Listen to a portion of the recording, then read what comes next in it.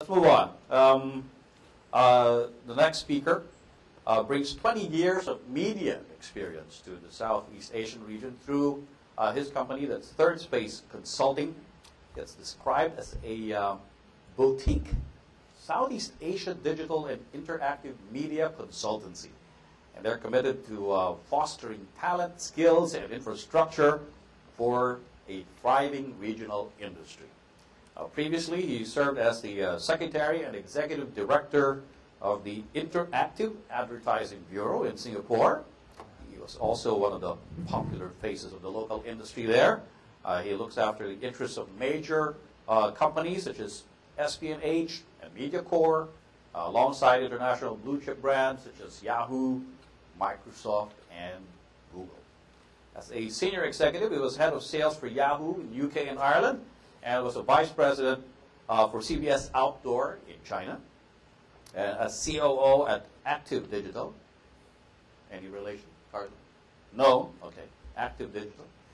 He played a leading role in the creation of the 25 million Singapore digital advertising network industry. And through his work at the Third Space Academy, Southeast Asia's only dedicated digital media training company, he continues to develop the next generation of digital media specialists. So let us all welcome our next speaker, Nick David Fawbert, the CEO of Third Space Consulting. All right, thank you. Cheers. All right, fantastic to be here. It's such a long list there that I think sometimes what it's actually communicating is I can't hold down a job for more than about 6 months. I'm very lucky, I'm very pleased to be here. I've actually been in Southeast Asia for 5 years. I was in Beijing for a few years before that. But I must confess that I've been strongly chastised by Norlin for it. But in fact, this is my very first visit to Manila, so I'm really pleased to be here, and thank you very much for your excellent welcome. It's quite an interesting market that we're in. I was given the brief to talk about the future of digital. So in doing so, as an educator with Third Space Academy, I try not to come out with any ideas of my own. I try to rehash other people's and then present them in a kind of coherent framework. So I turned around to my friends and I said, okay, look, I've got this problem. I've got to talk next week about the future of digital, and what am I going to say? And they said, well, what do you mean? Well, I guess the thing about the future of digital is where do we go from here? And they said, okay, that's really easy. We go that way. And I was like, oh, you're not really being very helpful, are you? And they said, look, don't worry, just present a load of case studies like everybody else will do. And I said, case studies, it's the future. There are no case studies about the future. So obviously I can't do anything about that. So they said, well, why don't you kind of look at some of the fantastic technologies that are coming up and do your homework and then go and present some of these ideas and give people some idea of what you think will change the face of our industry over the next 5 years. And I said, well, the problem with that is that Ken Mandel came to IMAP about 5 or 6 years ago and stood up here in front of 600, 700 people like today and said, social media, it's all a bit pat, also run. It'll never happen for us. And of course, Ken Mandel now, having been through the IAB, is currently running Buddy Media, which is completely reliant upon Facebook for its entire future. So that wouldn't work either. I'd be writing off my future. So I was like, where do I go from here? And somebody said, well, why don't you kind of try and create a roadmap, like a vision of the future? And I'm like, well, that's a bit sanctimonious. It's a bit pompous, turning around and saying, this is some place you can go. And they said, no, it's a bit like the Matrix, where what you're doing is you're presenting an industry with a blue pill and a red pill. And if you take the blue pill, then what you'll do is keep things exactly the way they are. And you can carry on doing things the way they do, and you can see what happens to you then. And you can see what happens to your imagination, to your progress, and to your satisfaction from your industry. Or alternatively, you could take the red pill and change the face of the industry as we know it. And I thought, well, that's good, okay? So we can do something like that. So what I've tried to do here, and I'm going to try and be very succinct because I'm aware that we're overrunning by a little, is give some idea of what that red pill might be. I've tried to cover a lot of different aspects of the industry. There's clearly buzzwords out there like social media and interactive and citizen journalism. And I think some fantastic ideas there with CNN. And in fact, I admire what you're doing there with the citizen journalism very much, and it's actually something that I've trained on recently and talked about how the future of media is changing simply because we're handing over the reins of editorial content to the people out there. But in fact, there's a lot more that we need to think about. We need to think about how our industry is structured. We need to think about how we do business with each other in order to create an environment within which we can flourish. We need to think about what we're doing to help people within our industry deliver for us, to help entrepreneurs move on. And then obviously and finally, I think one of the phrases somebody talked about earlier was the idea of collective responsiveness, what we can do and collaborate together to try and deliver that future for us. So what I came out with then, in fact you can't see it up there, I do apologise for that, is, do you know what, I can't even see it down here, so I'll just move on. But it's actually an idea of the stages that we can go through. So we talk about where we are now, we talk about digital brands, we talk about strategic oversight, we talk about a formula for success, how we can collaborate, and then maybe some ideas for the future. So hopefully I can keep you entertained for the next 15 minutes. I'll try and make it, right? Okay. So where are we now? I mentioned that I've been here for 5 years. And boy, has the industry changed in that time. So I arrived in 2007, and digital was taking about a 1% share across Southeast Asia, and that's a very little share. Share like that means there's a bundle of enthusiasts sitting in a pub talking about the fantastic things that they can do, but nobody's actually doing anything. But in fact, we weren't in a unique situation at that point, because I started off in digital as head of sales for Yahoo across Europe in 2002, which was only 5 years previously. And 5 years previously then, we were only taking 1% share of all advertising expenditure and marketing expenditure in the UK. But at that point, by 2007, we were taking 25%. So in 5 years, we'd created an industry that went from 1% to 25%. And in fact, a year later, digital in the UK becomes the lead medium, and everything else became subordinate to it, whether it was TV, whether it was press, whether it was radio, or it was outdoor. They were all subordinate to the god that is digital media. So somewhere within that, we did something right. So it's quite a nice approach, if you like, and if we're going to talk about case studies, to actually go back to the past and look at what's been done in other markets that we can try and build off today. We have our own challenges here in Southeast Asia. I'd only been here about 6 months, and I didn't really know the market very well. And there was a front page story in one of our wonderful marketing publications, which is the top 25 websites in Southeast Asia. And I was like, thank heavens for that.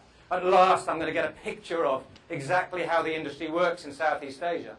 So it had 25 different categories, and the first one was, what's the best portal in Southeast Asia? And the answer was Yahoo. And I kind of scratched my head, and I thought to myself, well, I would have thought some of the local brands may have come to the fore, but I can kind of understand why Yahoo would be so positive. And obviously I work for them, and I know a lot about their global presence.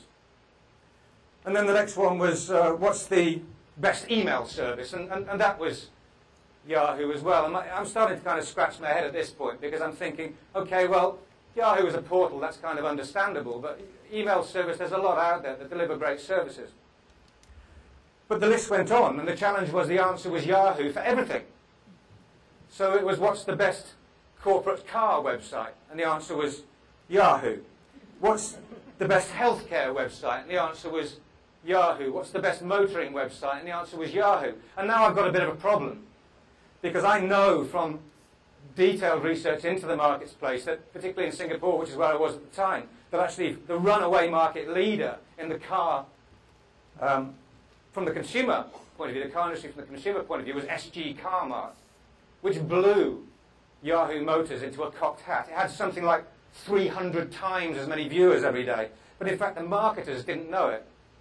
And when I look at problems like that, I tend to think to myself that there isn't anything strange about Southeast Asia. There isn't anything awkward or different.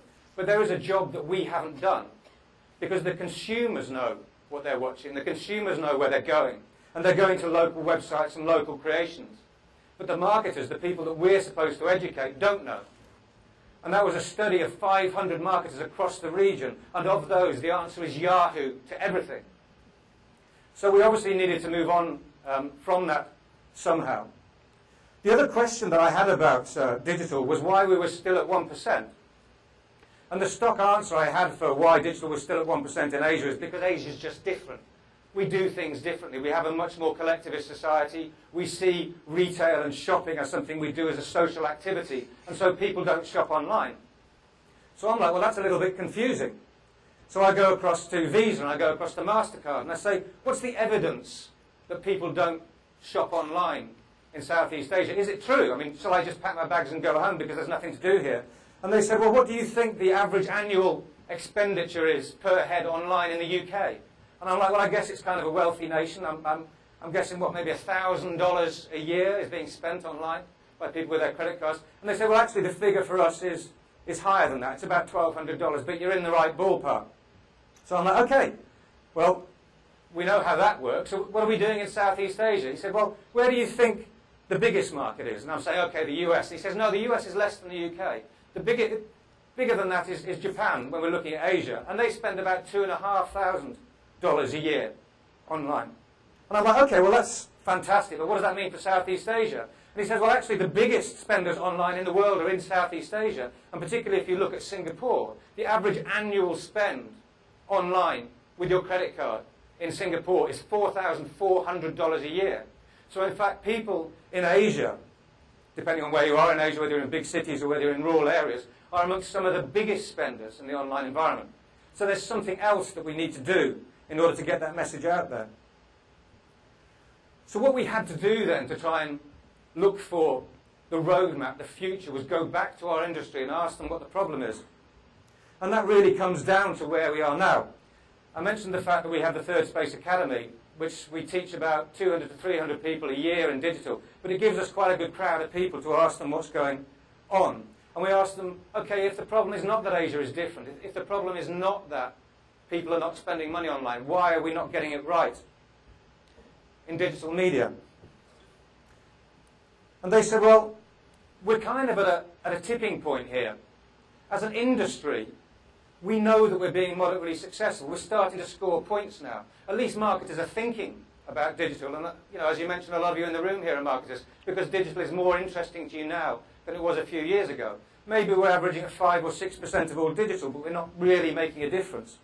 The big challenge we've got in the industry is the fact that the inward investment, the infrastructure that we need to really flourish, to start moving towards that 25 or 30% mark that we're seeing in developed markets, really isn't here at the moment. And we need to do something about that. And a lot of them talked about the lack of visibility that we had in the industry. And they said, we don't really know what's out there. We don't know who is delivering services. We don't know how to get hold of them. We don't know how much we should be paying for them. And we don't really know about how our services are going to be delivered in a way that you think about more developed markets in the world. And I said, okay, that's reasonable. They said, we don't really know what consumers are up to.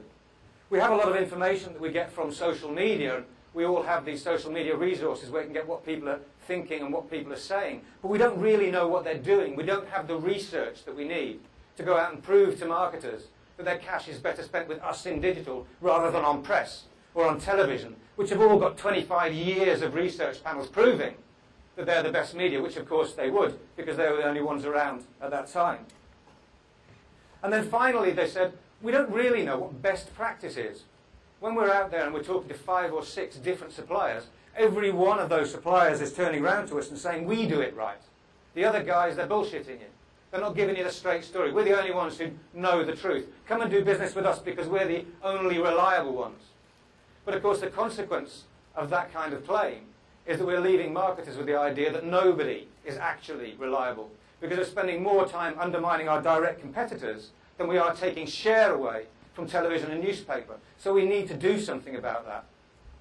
But the outcome of that was that we lacked the insight into our industry that was necessary to build confidence in our industry, to see it as an opportunity to invest amounts of cash moving forward and walk out with it with a return on our investment, on a strategy that we've created to meet those overriding objectives. So that's what they said. What does it look like? They said, Nick, it's a very fragmented industry. We're dealing with 7 or 8 nations across Southeast Asia. I work in, and often they do, work in agencies that straddle borders. but often there's a language or budgetary or resource issues that means the execution of digital campaigns is incredibly fragmented. They said people don't know really who we are. When we go out there and say we work in digital, everybody's just a little bit embarrassed to be there. Whereas if you go out there and in Singapore you say, I work for SPH, Singapore Press Holdings, or I work for MediaCorp in television, people go, wow, that's amazing. I wish I was you. But they never seem to do that for digital. We have very little cash coming in, so we don't really know how to invest, to speculate, to accumulate, to actually grow and build an industry moving forward. People don't want to move money out of other media. No shock there. Everybody likes to do what they've done already. Expertise is scattered. We've got a great guy in our agency, but he's in the Philippines and I only see him once a month. And when I see him for half an hour. But I want to be able to speak to him every 20 minutes to ask his advice on what's going right and what's going wrong here. So my expertise is broken up. Our industry isn't as educated. I'm not talking about maths or English here. I'm talking about education in how to exercise digital strategies. We're not educated enough. We're not getting out there and training our guys about what great practice is. We're conservative. We have such a fantastic legacy of products, such a fantastic history of other media options, that we're a bit nervous about this new digital ideas, and we're worried about getting it wrong. And being conservative is not a bad thing. It's about protecting what we've achieved already and not taking excessive risks in the future.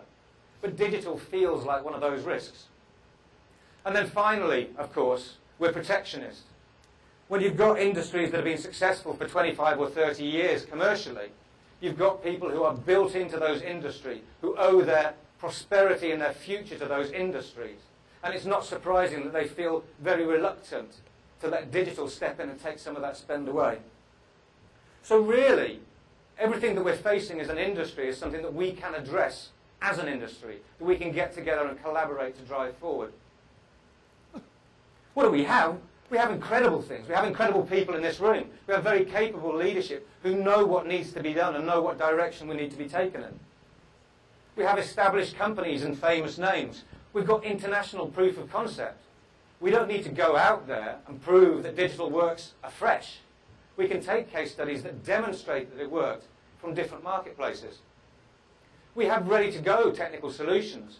We don't need to go out there and invent an ad server, to invent social media tracking. The tools are there. We just need to be putting them to our advantage. We're profitable for the most part. And we have an existing knowledge base here, which means that anything that we need to know or we want to know, there is a go-to guy in town who can give us the answers that we're looking for. And finally, of course, there's massive incentives for us here. There's tenfold growth potential.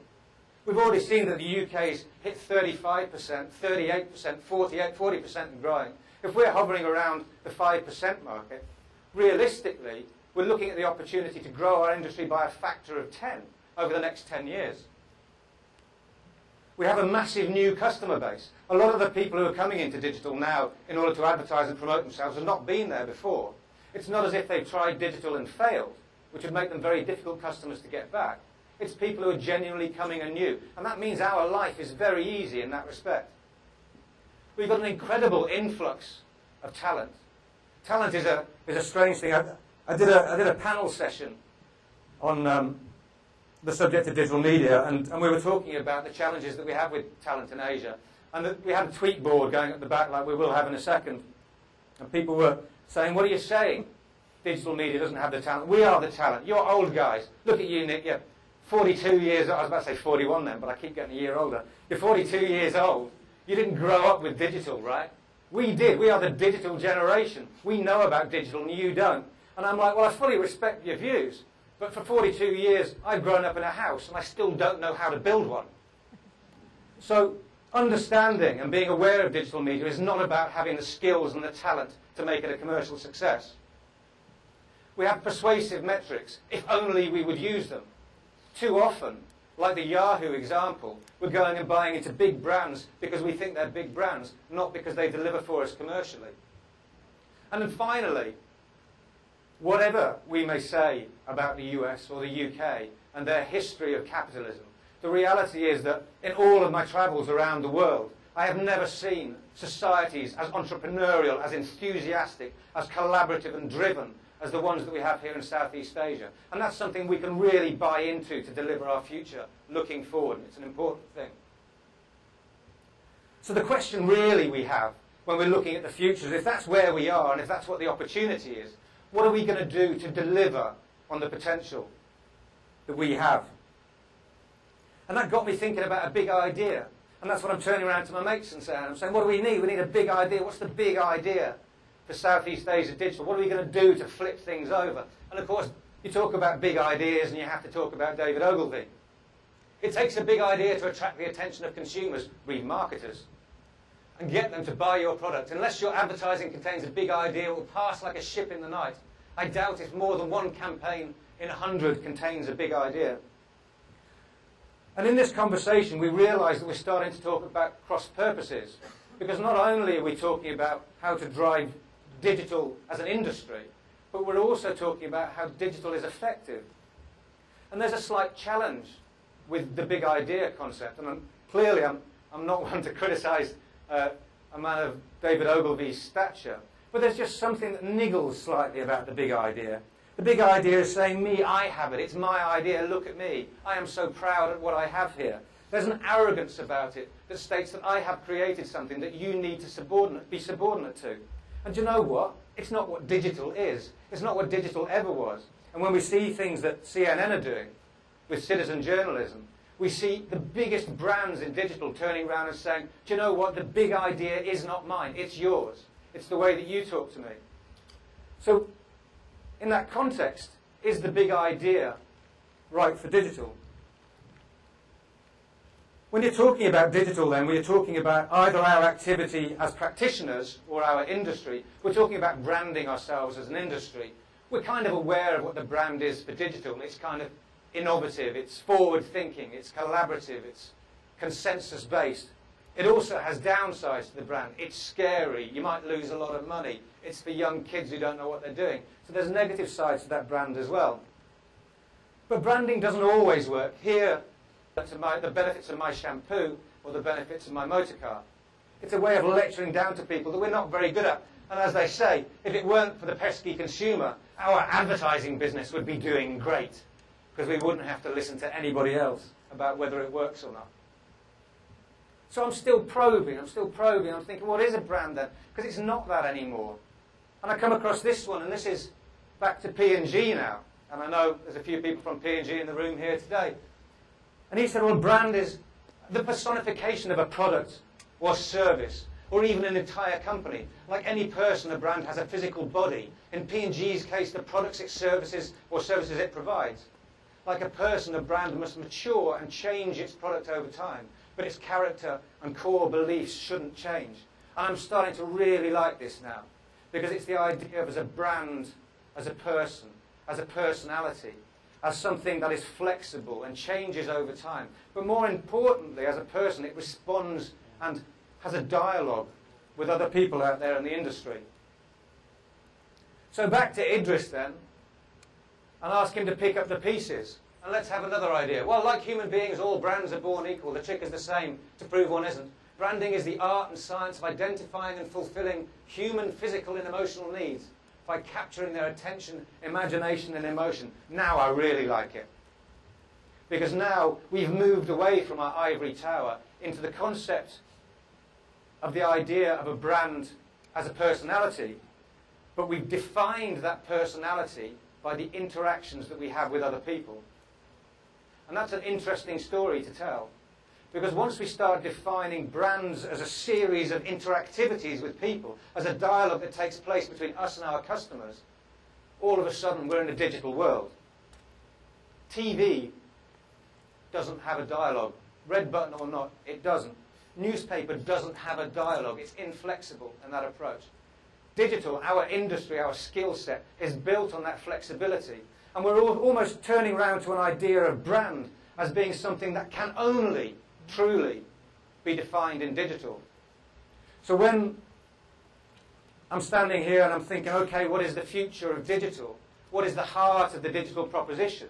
What we're really trying to say here is that actually Digital is at the heart of every brand because it remains the only communications medium where we can build that interactivity, that dialogue, which defines us as personalities.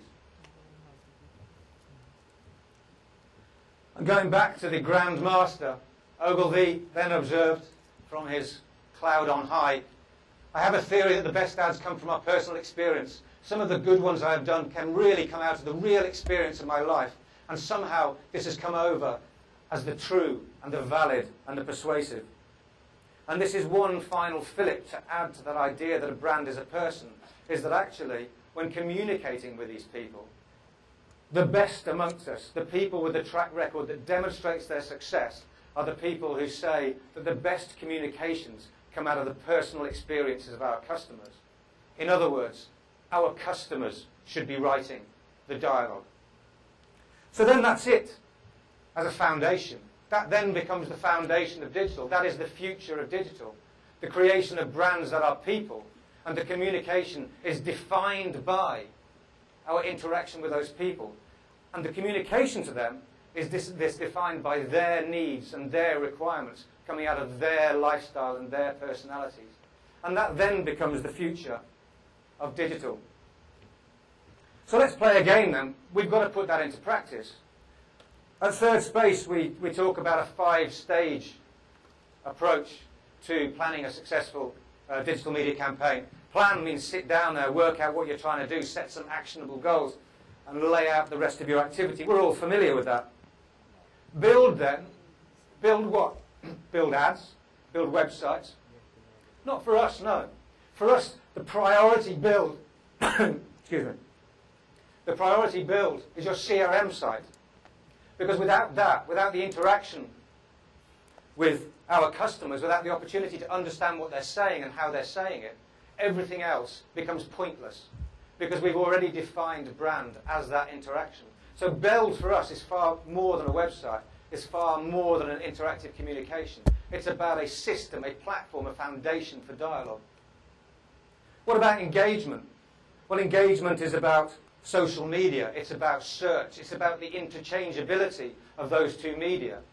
It's about why Facebook is introducing search to its own setup. It's because search is actually the initiation of a dialogue saying, I want to talk to you. Will you talk to me, please? Finally, amplification. And we're familiar with classic forms of amplification. Display media, rich media, they're forms of amplification. Mobile, I tend to find, because of the brief encounter that consumers have with it, tends to be more of an amplification medium rather than an interactive medium. But that's my personal view, and I'm sure you guys will know better. And then finally, it's about enhancing. And enhancing is about listening to other people and saying what worked, what didn't work, and then hence, what am I going to do about it moving forward? Where does TV sit in this? Am I just talking about digital here? Because I bet that the majority of you guys, when I put that up in front of you, started thinking about websites, banners, buttons, search strategies, social media strategies, display media. But I'm putting TV in there as well, under amplification. I'm putting outdoor in there, under amplification. What is it about digital that we're really trying to buy into with that strategy? I came across this, which is a guy called Dave Chaffee, who runs Smart Insights from the UK, and he writes a number of books in media. And he came out with the 7 I's: interactivity, intelligence, individualization, integration, intermediation, and independence. And for him, these were the 7 key strengths of digital media. And when I turn around to people and say, look, these are the 5 goals that we're trying to achieve, what is your underlying belief? What is your underlying foundation for building that strategy? This isn't a bad way to come back to. It's quite interesting when you look up there in that interactivity, because don't forget, that's how we're going to define our brand, that it starts with customer initiation, starting a dialogue with our customer. It's a high-intensity relationship of rapid reflectivity and rapid exchange of ideas. We keep a record of our interactions so we remember what people have said about us and we can do something about it. And we maintain an ongoing relationship.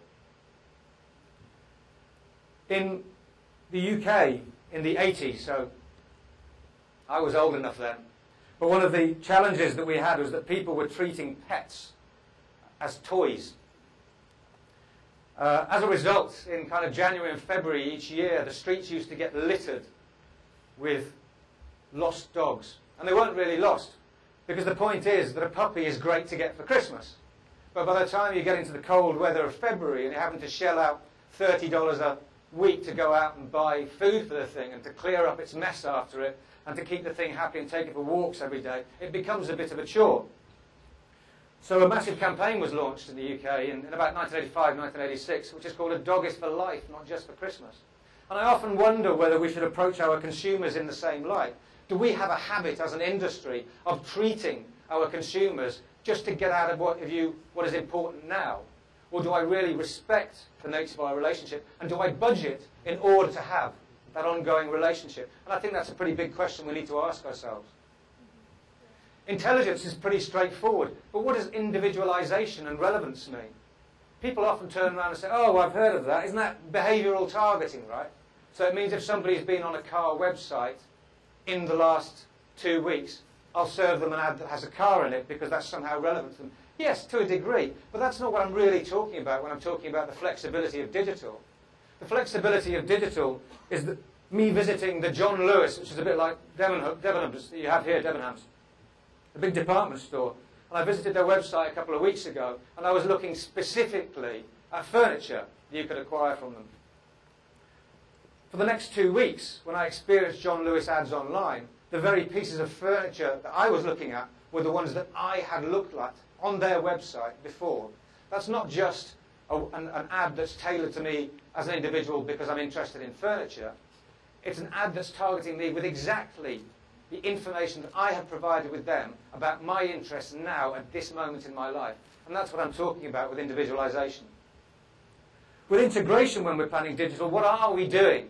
What is our plan to integrate television into that mix? I don't want to get integrated into television. I think that's the wrong approach.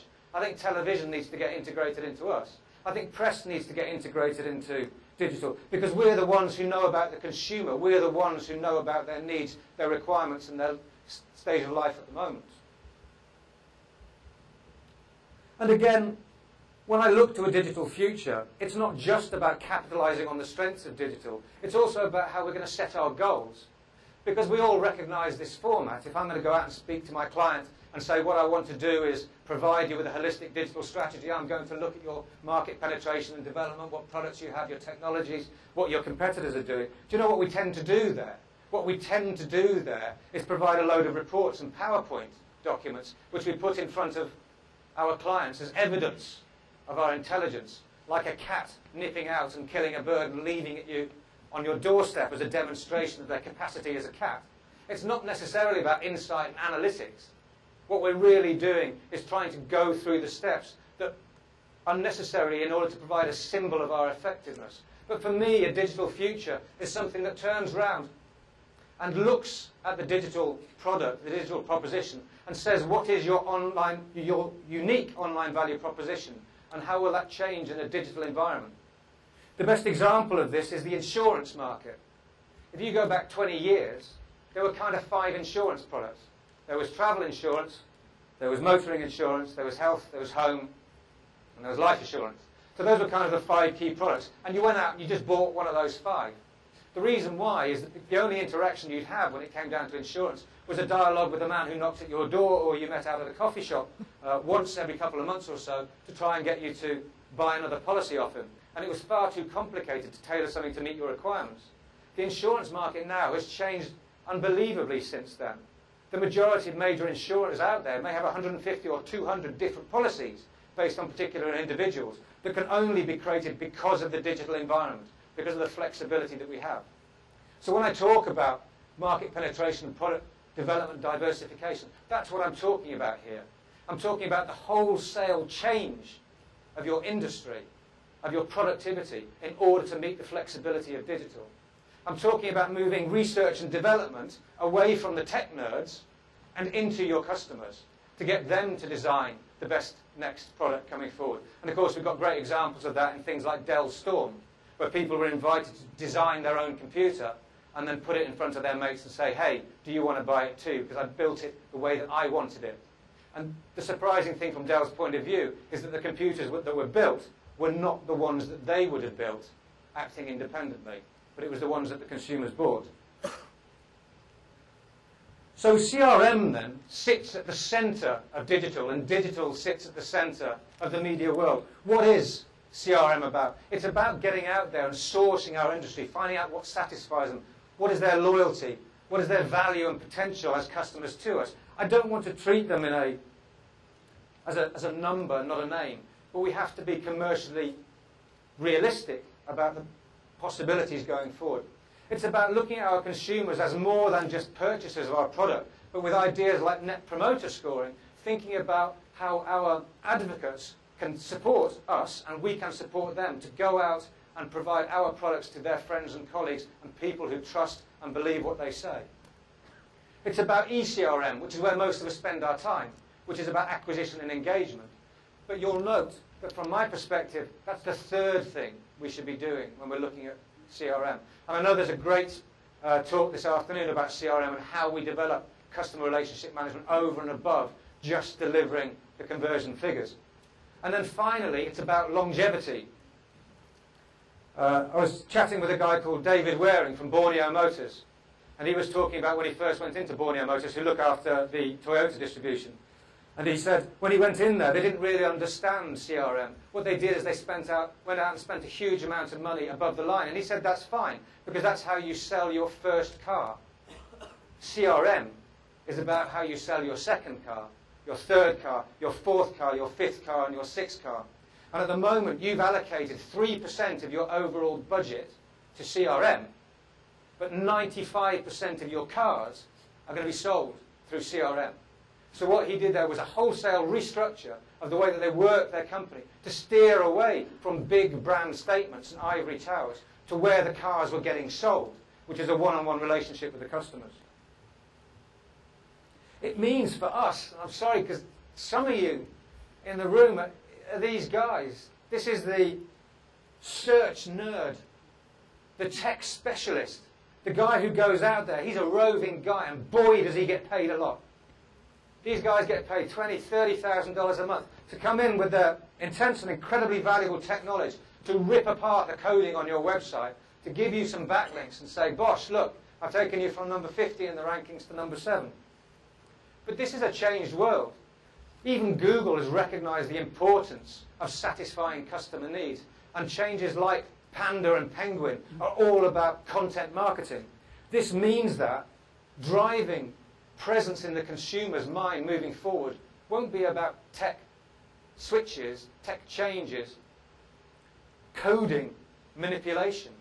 It'll be about getting out there and not link building by randomly sticking your site on directories, but by providing content that consumers want to buy into. In that environment, the tech nerd doing search doesn't take such a leading role, because the real leading role is taken by the guys who generate that content.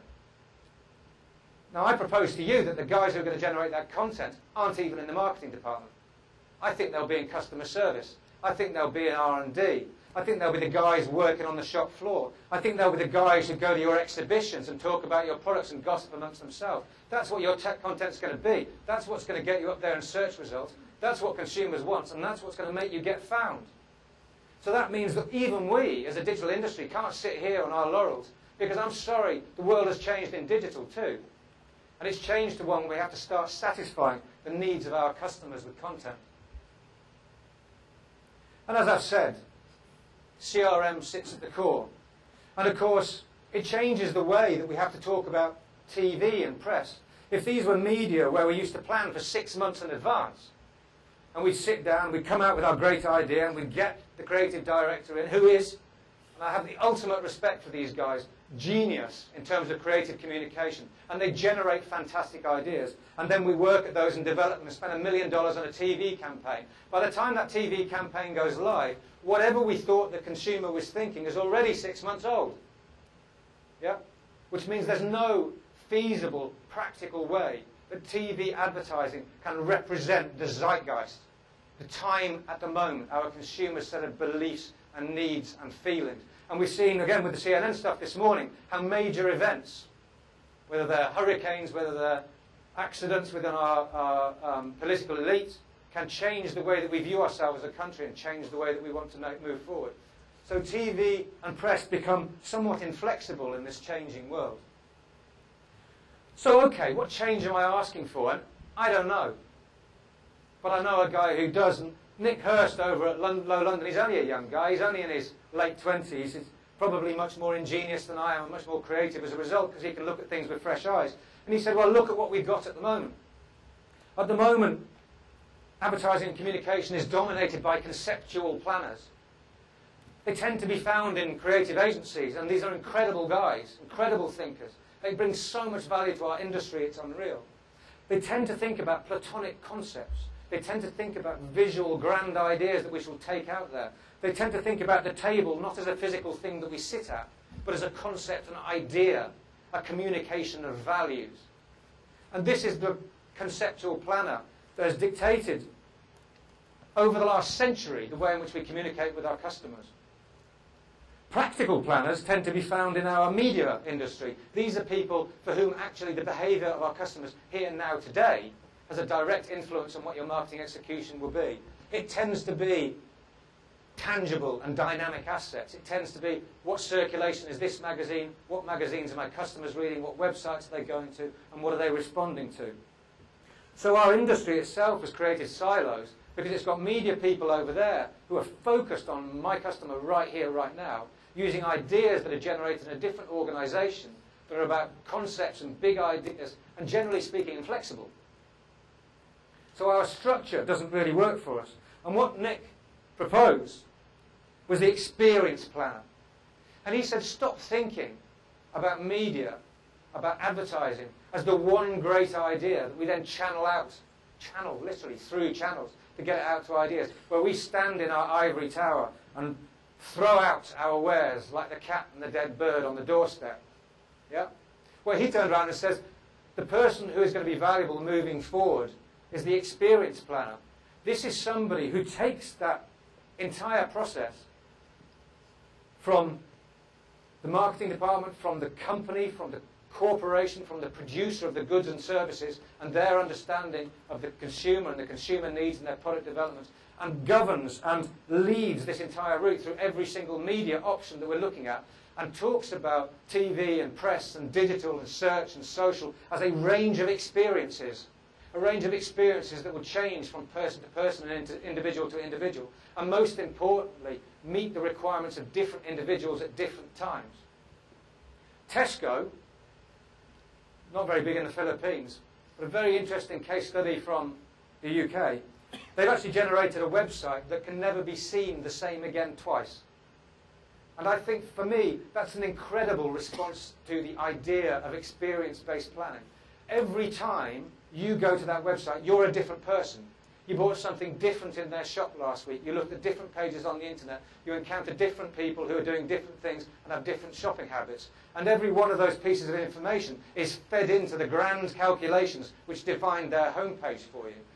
So what Tesco have done is turned around and said, yes, the experience-based planning, based on the series of experiences that you have of our brand, will dictate how we respond to you. And so far as I know it, they're one of the only advertisers out there in the world at the moment who've taken that grand leap to actually make their brand proposition so flexible that it is literally defined by their consumers' actions and activities. An experience planner is about being flexible and dynamic. It's about embracing dialogue over monologue. It's about getting down from that ivory tower and talking to people, engaging with people, and making social media and feedback at the core of that circumstance. And what does it all come down to? CRM, those letters again. It reigns supreme. And if CRM reigns supreme, then digital reigns supreme. We see it in bits. Here's Mercedes-Benz, recognising that they can't sit in Germany and dictate how we talk to our customers across Europe, because our customers change. So instead of sending out campaigns and saying, these are the campaigns that you have to use, what they've done here is created a collection of assets whereby the marketers in different countries with different needs can sift through those assets like a library of opportunities and pick and choose the ones that they feel are most important to them at that time. But it's not really adaptive planning, because we're not really responding to the consumer needs. All we're doing is providing a portfolio of options, and that's not the same thing. examples of people who do change. This is Electronic Arts, Battlefield 3, just a great example of, they launched Battlefield 3, it was great, but the consumers got irritated. And the irritation of the consumers is because the explosions at the top that were taking place when you use this game were too bright to see what was going on in the rest of the screen. So the nerd world went haywire, and within 3 days, the software had changed. This is using social media to rewrite your commercial proposition. And how rare an idea is that? Yeah, we understand how it's relatively easy to do in flexible media like technology, but really, we can do it in most other environments in some way, shape or form as well. So that gives me 3 minutes. I'm just about on time. Agile marketing is where we stand. That was how we summarised it. Simon Ward brought it up here from Eisenberg. The future is to replace big leaps with small steps, to focus on quality, not quantity, to do listening and responding, to find behavioural insights through CRM, to make content king, and define our value by speed and entrepreneurialism. Entrepreneurialism is key, and collaboration is key. We need, as an industry, for our future, to create hothouses for our entrepreneurial talent. We need to establish ways and routes for mentorship. We need to create boot camps for young entrepreneurs to get out there, generate these ideas, and find solutions that work. We need to create founder teams that help a new generation come through and understand what digital media is. We need to hack our existing products for growth. We need to understand what we can do and how we can change our proposition in order to make it more successful. And we need to centralise well-capitalised funding to help drive our industry forward. For me, the wonderful thing about IMAP and the great reason to be here today to talk about the digital future is not to talk so much about where we've come from, but to talk realistically about the opportunity. And if the opportunity is based upon the ideas that we've talked about, and that's an if, right? That was my red pill. It's not everybody else's. And I'm sure a lot of people disagree with me. But if we are to do it, the one thing that stands out is that our digital future is us working together. Because if we're only at 5% share, then it's going to be much easier to make cash and generate return on investment by taking the same share of a bigger slice of the pie, by taking money away from TV, money away from press for the things that they do not do well. Then we're best placed to do that together. Here we're at events and forums. But I'm hoping that our future is one where we can get together and educate and train the young people coming through the industry to deliver the solutions that we've kind of briefly talked about today, where digital sits at the centre of our industry. So the future is bright. The big question is, what can we do to get there now? So thank you very much for your time.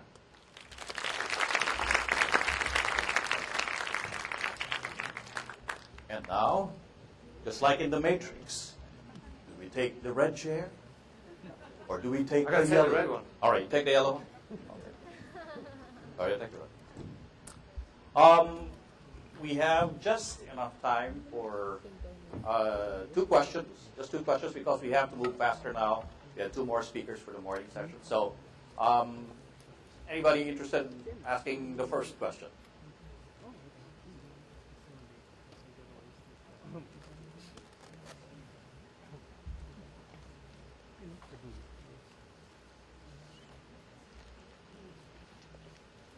I think I've got away scot-free there. Oh, there's one question there. Okay. Morning. Bing Bisoriana from Snapworks Digital. You mentioned about the growth in the UK from 5% to 30%, 40%. What were the key drivers that made it leap from 5% to 3%, 30%? I think, from my point of view, it's what we're talking about here today. It was kind of really interesting for me back in 2000 or 2002 when I first started working, was that as a 1% medium, we kind of thought as an industry that our needs were best served by competing with each other. So when I joined Yahoo, I had a crowd of people who were sat deep in their laurels talking about how technologically savvy they were. And the only conversations they were really willing to have was how I'm better than AOL, which was the big competitor at the time, and Microsoft. I think what we managed to do in 2002 was start to understand that we have collaborative activities that we can do and that actually capital growth is going to come through increasing our share of all media, not trying to compete with each other. So we came out with a 4-stage plan, one of which was research, which is understand the consumer, because individually none of the companies could create their own research. So only by pooling the cash could we come out with a study that genuinely told us what the opportunity was. Training and education was absolutely critical. All 3 companies at the same time launched an entirely new sales team, but it was really an educational team. It's called the agency team. And what their essential job was to be a salesperson without a target. Now this shocked the industry, like how can you have a salesperson without a target? And the reality was it was an evangelical role. So what we wanted to send them out with was with messages about how digital compares with, is better to, does not perform, or is an advantage to what's being delivered in other media. So that was training and education that we did together as a group. Standards and guidelines were quite important. Even here in Southeast Asia, I'm always surprised by the fact that a lot of the people who launch new products in the marketplace are not really familiar with the marketplace as it stands. And they tend to build something unique which is good for them. One of the results is it's really bad for the marketer who's looking for economies of scale when they're trying to deliver solutions. So integrated systems and integrated standards is quite critical to driving that industry forward. And the final thing we needed was industry outreach, which is to stop talking to ourselves and complaining about how hard done by we were, and actually saying, do you know what, we are actually the problem, we need to get out there. So again, as a group, we set up through the IAB it was at the time, we set up what was called a 10 by 10 strategy. And all 3 companies agreed to target the top 10 clients in each of the top 10 categories. And we built a presentation together which talked about what it is that digital can deliver to you. And of course that sat alongside the research stuff, so we could get new ideas in front of them and have a new story to tell. So for me that was what really changed it. And it was fundamental. I mean it was so fast, that change. 5 years from 1 to 25% is astronomical. And it was because of that collaborative approach. All right, we can take the second, last question. Anybody?